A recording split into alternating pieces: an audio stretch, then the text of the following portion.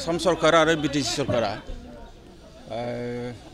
2025 आरो 2022 मायथाइनि इनफ्रास्ट्राक्चार डेभेलपमेन्ट फान्डनि मुङै जि माखासे आसनि हरदों बेनि गेजेराव बड' थुनलाइ आफादनि माखासे जिल्लाफ्राव बेनि मावख' लुनायाबो बहाय हाबदों। दा जोङो गिबि खेबनि थाखाय नैबे बिटिआरनि सिङाव गंद' जिल्लाखौ जोङो लुबोगोन आरो दिनैहाय जोङो गिबि खेबनि थाखाय नैबे सालबारि जिल्ला बर' थुनलाइ आफादनि जि मावख' बेखौ जोङो दिनै खुंथाय गाहाय माने गायसनग्रोबाय आरो बेखौ जोंहा बिटिआरनि मानिनां चिफ प्रमद बर' बिथांनि गोथार आखाइजों बेखौ गायसनबाय। बेसेबां लाखनि होननानै फोरमायगोन? बियो 50 लाखनि जागोन दायो। उनावहाय बेखौ जोङो पर्यायक्रमे जुदि जोंनि गोनांथिया जुदि नांबावगौ जायोब्ला जों आरो जों सरकारखौ रिकुवेस्ट खालामगोन।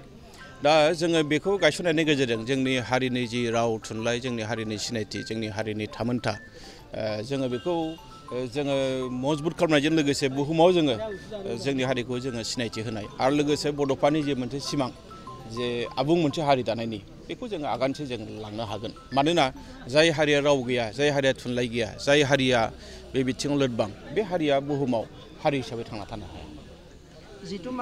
बेबायदि हाब जानाय नङा। जोङो हाबदान जागोनखौ जोङो सानाखै आरो बिदि नंखाया। बे फान्डआनो माने इनफ्रास्ट्राक्चार डेभेलपमेन्ट फान्ड 2025 आरो 2026। बेखायनो थिकादारफ्राबो बेवहाय गिनो गोनां गैया आरो थिकादारफ्राबो बेबायदि खालामा, जोंहा बेवहाय बिसास दङ।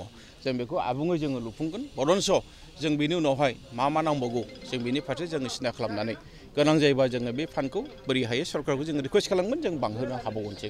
बिटिआरनि बादैबो आथिखालाव आसामनि सिङाव गोबां माने जायगायाव बेबायदि लुनाय जाहैबाय आरो दाख्लैबावै बर' थुनलाइ आफादनिसिम मोनसे लाइजाम फैदों जे आसाम सरकारनो जोङो मोनसे रिपर्ट हरनांगौ जे मा जिल्लायाव बेखौ मोनखो, मा जिल्लायाव मोनाखै। जेराव जेराव मोनाखै गासैयावबो आसाम सरकारा बिटिआर गभर्नमेन्टआ होगोन, बे खोथाखौ जोंनो बिथांमोना मिथिहोदों। बेखौ गंबेसे जिल्लायाव मोननो हागोन? जेसेबां बर' थुनलाइ आफादनि जोंहा जिल्लाफोर दङ बे गासैनिबो जोङो मोननो थाखाय नाजागोन आरो बिनि थाखाय जों खामानि मावबाय थागोन।